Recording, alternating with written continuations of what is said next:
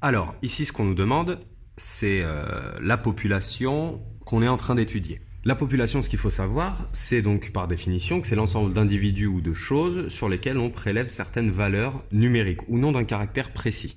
On va essayer d'expliquer un petit peu cette définition. Donc la population, c'est un ensemble d'individus, donc de personnes, d'animaux ou de choses, c'est-à-dire que ça peut être des arbres, par exemple si on mesurait la taille des arbres dans une forêt, par exemple. Donc la population, ce serait les arbres de la forêt, sur lesquels on prélève certaines valeurs qui sont numériques ou non. Donc la taille des arbres, ça c'est quelque chose de numérique. C'est une valeur numérique, donc ce sont des nombres qu'on peut exprimer en chiffres.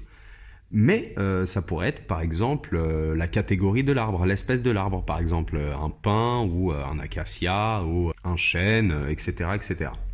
Donc on interroge une classe ici de 10 personnes, donc la population, ben, ce sont bien les élèves ici. Ce sont les individus qu'on va interroger sur un certain critère, donc ce sont les élèves. La population est l'ensemble des 10 élèves. Donc voici la population, c'est un ensemble de 10 élèves. Le caractère étudié ici, qu'est-ce qu'on étudie? Qu'est-ce qu'on a prélevé ici comme valeur? Ce sont des notes. Donc le caractère étudié, c'est la note obtenue au brevet.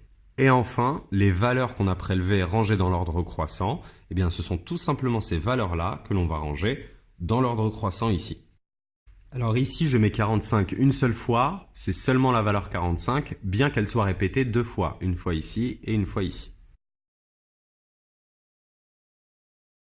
Voilà. Donc les valeurs que l'on a ici, ce sont des valeurs numériques, des nombres que l'on peut exprimer en chiffres. Donc voilà.